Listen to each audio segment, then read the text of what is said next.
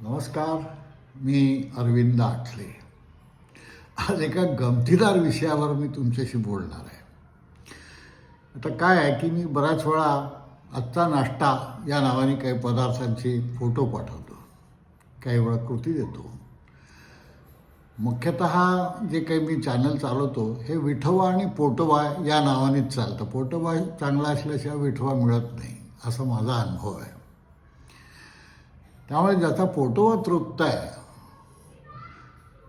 त्याला विठोबा मिळू शकतो असं मला वाटतं. आता पोटोबा तृप्त म्हणजे नक्की काय हो? पोटोबा तृप्त म्हणजे मनाचं समाधान. अन्न ही गोष्ट कशी आपल्या सगळ्या धर्मामध्ये, सगळ्या ह्याच्यामध्ये अन्नदानाला प्रचंड महत्त्व सांगितलेलं आहे, विशेषतः दत्त संप्रदायामध्ये. हे महत्त्व का सांगितलं आहे याचा आपण जर थोडा विचार केला तर पोटोबाचं महत्त्व लक्षात येईल. अन्न ही एकच अशी गोष्ट आहे की जी खाण्याने तृप्तता येते आणि त्यानंतर ते नको वाटतं.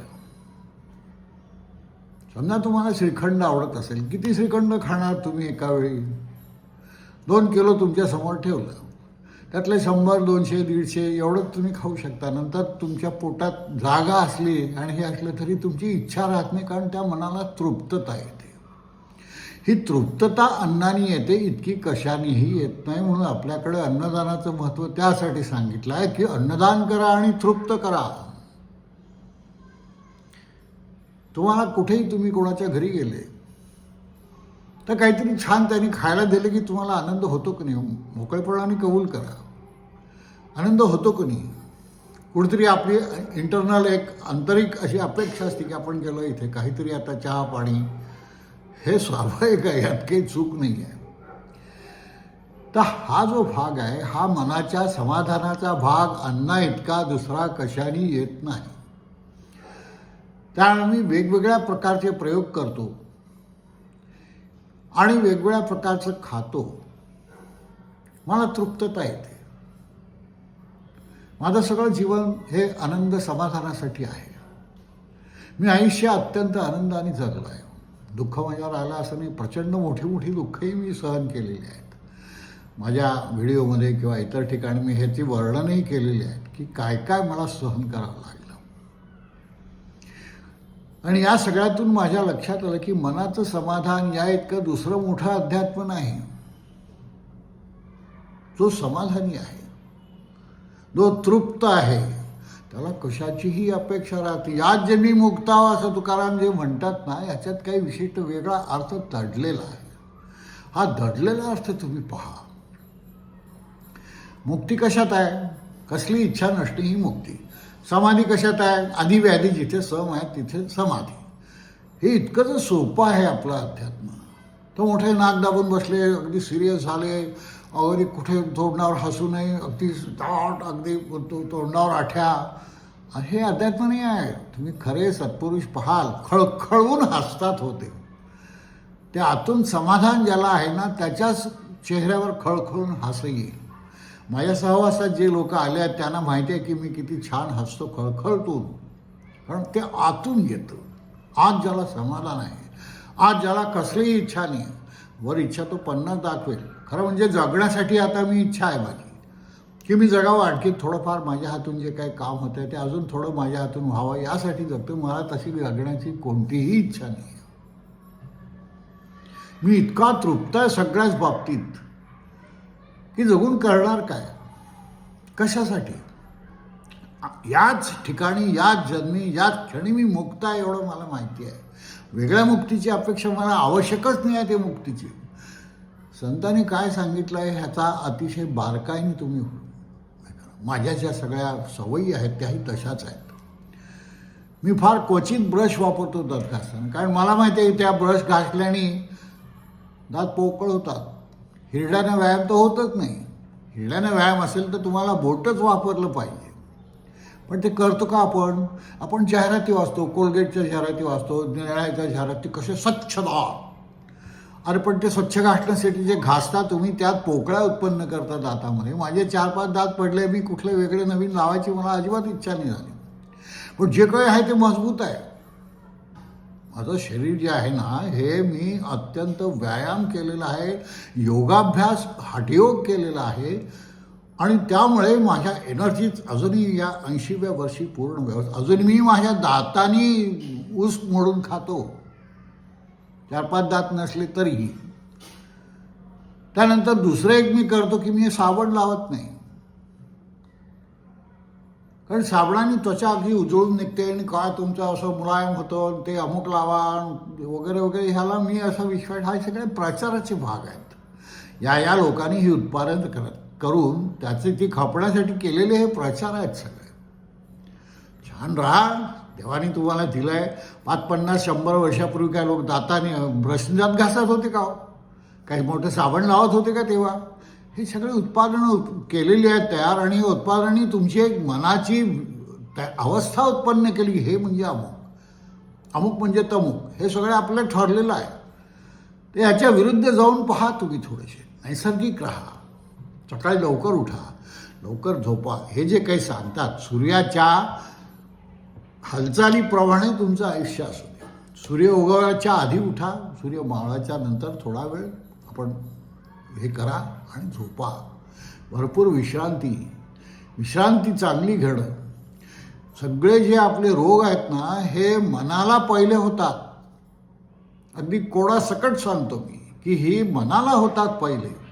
तुमच्या मनात आरोग्याच्या कल्पना भरल्या. आता मी जर 80व्या वर्षी मी जर खाऊ शकत असेल व्यवस्थित, माझं पचन जर व्यवस्थित असेल, तर मी का खाऊ नये हो? केवळ लोक म्हणतात अमुक करा, मग ते पोट बिघडेल, मग ते असं होईल, मग अपचन होईल. मला होत नाही ना, तर मी का खाऊ नये? माझी इच्छा मी तृप्त करतो, आनंदाने राहतो. फक्त थोडा मध्यंतरी मला स्वतःचा माझा मुलगा गेला, तेव्हा टेन्शन आलं, त्यावेळी मला शुगर झाली. पण मी शुगरचं कुठलंही पथ्य पाळत नाही. मी या सीझनमध्ये रोज 4 आंबे रोज खाल्ले सकाळी, आणि मला गुडघ्याचा त्रास असून तो त्रास कुठलाही मला जाणवला नाही. गेले 5 वर्षापूर्वी मला सांगितलं होतं की गुडघ्याचं अर्जंट ऑपरेशन करा, पण मी नाही केलं. डॉक्टर साहेब, धंदा चालला पाहिजे ना माझं ऑपरेशन करण्यामध्ये, अनेक लोकांचे पैसे त्यात मिळतील त्यांना. मला काही गरज वाटत नाही, छान राहतो आहे मी. भरपूर फिरलो, अजून मी भरपूर फिरतो. नुकतेच मी आसाम, मेघाचल, हिमाचल तिकडे जाऊन आलो. आत्ता कर्नाटक आणि कोकण तिकडे सगळीकडे, आणि भरपूर ठिकाणी भरपूर चाललो, चढलो, उतरलो, सगळं काही केलं. हा उत्साह माझ्यात आहे. मी अत्यंत सुंदर गाऊ शकतो, मी अत्यंत सुंदर पोहू शकतो. हे सगळं जर आहे माझ्यामध्ये, तर ते मी का वापरायचं नाही? अनेक लोक मला म्हणतात, अहो आता वयानुसार काही थोडं खाण्याचं पथ्य पाळा. का पाळावं? तुम्ही पथ्य पाळून कोणती मोठी तुमचं आरोग्य छान टिकलं आहे, मला न पथ्य पाळता टिकलं आहे आरोग्य माझं, तर मी का पाळावं? मी थोडा बंडखोर आहे, आणि हे बंड माझ्या आरोग्याच्या दृष्टीने मला फायद्याचं आहे. मी नेहमी सांगतो, पहिले रोग तुमच्या मनाला होतो. तो मनात प्रवेश केला की तो शरीरात प्रवेश करून तुम्हाला त्याची लक्षणं दाखवतो. हे जर सगळं टाळायचं असेल, मी माझं अध्यात्म जे काही सांगतो तथाकथित, हे मी माझ्या 80 वर्षाच्या अनुभवाने सांगतो आहे. इथले 50-60 वर्षे माझी उपासना आहे, आणि हे सगळं माझ्या अनुभवातून जे आलेलं आहे, आणि या अनुभवातून आलेला मी जो आनंदी आहे. आज मी पुन्हा सांगतो तुम्हाला की मला कसली इच्छा शिल्लक नाही, पण असं आहे की नवीन काही शिकणं हे मी आयुष्यात सोडलेलं नाही. मी 65व्या वर्षी ड्रायव्हिंग शिकलो, आणि त्यानंतर हवा तितके भरपूर स्वतः ड्राईव्ह करत फिरलो. जिथे इच्छा असेल तिथे घेतलं बायकोला बरोबर शेजारी आणि चालले. हे आयुष्य मी जगू शकतो, तर ते का नाही जगायचं, आणि का त्याच्यावर बंधनं टाकायची? बंधनं टाकून मी माझ्या मनाला रोगी करायचं का हो? माझं मन निरोगी आहे, मग मी त्या मनाला तू असं करू नको, तू अमुक करू नको, तू खाल्लंस तर असं होईल, तू अमुक केलंस तर तसं होईल, ही बंधनं का टाकायची? मी छान खळखळीत हसू शकतो, खळखळून छान बोलू शकतो, खळखळून माझं जे काही उपास्य दैवत आहे त्याच्या मी किती जवळ पोहोचलो हे मला माहिती आहे. त्यामुळे तुम्ही हे करा असं मी म्हणणार नाही. तुम्हाला योग्य वाटेल ते तुम्ही करा. तुम्ही तुमच्या मनाचे राजे आहात, पण मीही माझ्या मनाचा राजा आहे ना हो, हे का विसरता? थोडंसं मोकळपणाने बोललो आहे.